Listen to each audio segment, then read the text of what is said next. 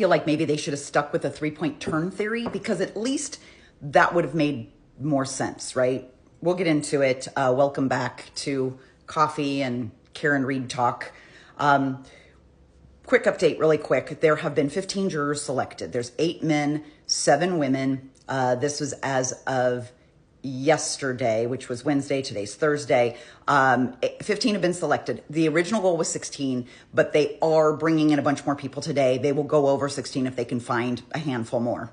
If things go well today and they seat a couple more jurors, by Tuesday, they will be able to do opening statements. Court is closed Friday and Monday.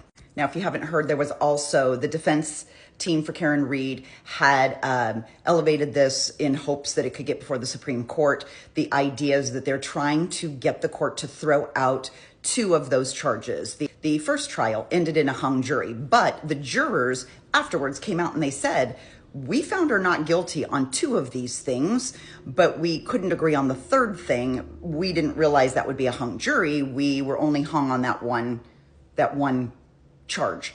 So they've now elevated to the Supreme Court, trying to get the Supreme Court to review the case to see if they can toss out those 2 charges. The first shot was to try and get it delayed, like get this whole trial delayed so there would be time for the Supreme Court to review it.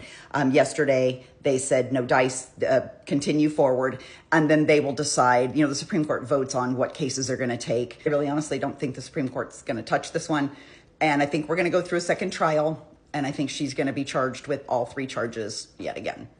Now, what I mentioned earlier about the 3-point turn, in the very beginning of this, the belief was that Karen was doing like a 3-point turn, right? Like she was reversing and going like this and turning around. And it was during that moment she was reversing like this that she hit John and he flew into the yard. And that might have made more sense because the direct hit from a vehicle going backwards and he's standing here, and the direct hit may have forced him to go like this. And even Matt McCabe, as they were leaving, he said he saw tire tracks in the snow that were reminiscent of a 3-point turn. That's what he told police. So that was his story, is that he saw those tire marks. And the beginning, it was she made a 3-point turn and accidentally hit him. Like the very first reports of this in the news were that, Karen Read accidentally killed her boyfriend when she reversed into him and didn't realize she hit him and left him for dead. But that story had to change when they took a look at the computer information from Karen's Lexus. And somehow there was a point where the 24 miles per hour in reverse came into effect. And so they needed to justify, you can't go 24 miles per hour while you're doing this, like a 3-point turn, like a 3-point U-turn on a small street like that. So they had to then say, well, she moved all the way down the street and then yanked it in reverse and came flying back.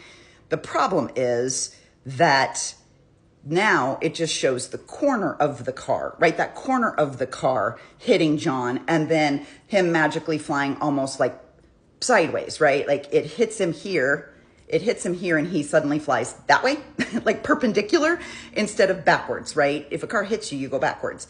This car hit him and he went loop-de-doop-de-doop-de-doop sideways and landed 20 feet away on his head somehow. Who knows? With his cell phone conveniently underneath him. It's all crazy. So I'm just thinking they should have stuck with that 3-point turn theory, because that might have made more sense, where she hit him flush and then he flew like this, right? That might have made more sense. But then again, I'm not one of the witnesses who are all working in cahoots to cover up a murder, allegedly. But the other thing I wanted to talk about, I promised you I would dig into this audit that was done of the Canton Police Department. Now, this is going to take a couple of videos because I'm only on page 69 and it's 200 pages long. And it's page 70, basically, where they start talking about all the John O'Keefe stuff. So I've only got the entry, but let me tell you, if you don't know about this, last November, the town of Canton retained the services of an outside auditor. And the city voted for it, right? There was enough people that kept going before the select committee saying, we don't trust the police.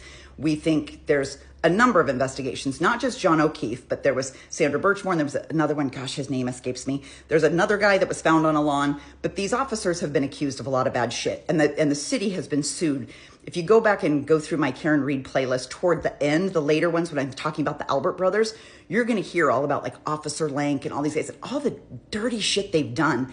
This This town has been sued because of the behavior of the Alberts and their friends, you know.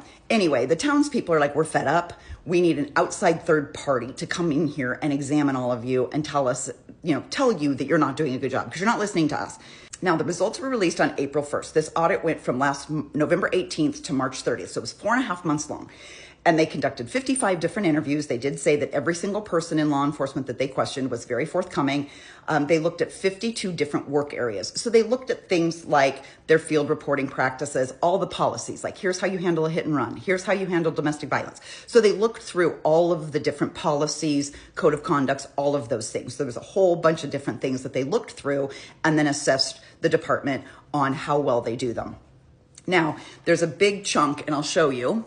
I'm quite certain you've seen this. Several people have shown this on TikTok. I actually saw this first on Boozy Beauty put this up. And as I read through it, my comment to her was like, okay, yeah, but I could have learned all of this from watching one episode of Law and Order because this is really basic fucking shit. It's simple. Photographs should be taken at the scene. Like, duh, when you come up to a nearly dead man in somebody's front yard who looks like he's been beaten to death, you should probably just snap a couple photos. Like, just 35 seconds of your time to snap a few photos. That all of the interviews should take place at the police station, not in someone's dining room where the whole family is present. All the interviews should have been recorded. They should have maintained a police presence at 34 Fairview, right? We've talked about that a lot, like that so many people were able to go by. This other old chief was able to just drive by and find evidence right there in the middle of everything and just walk right through the crime scene. They never roped it off. They never had a police presence. They should have completely sectioned it off and made it clear that that house was absolutely off limits. And then all video of the vehicle. So when the vehicle was in the Sally Port, they should have turned all video over immediately.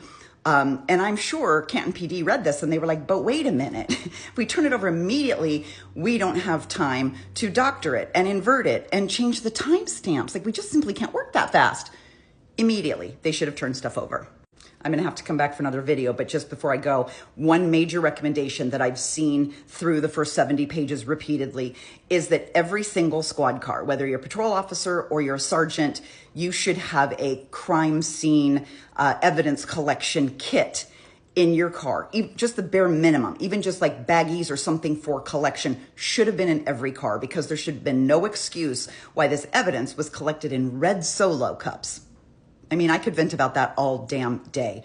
You could have just walked up to the Albert's house, rung the doorbell and said, you guys got a couple of Ziploc bags? But no one wanted to involve Brian Albert. So they went across the street to another cop's house. And again, you'd think as a cop, he'd go, well, let me give you some Ziploc bags or something that's sealable. No, he hands them red fucking Solo cups. I can't get over that.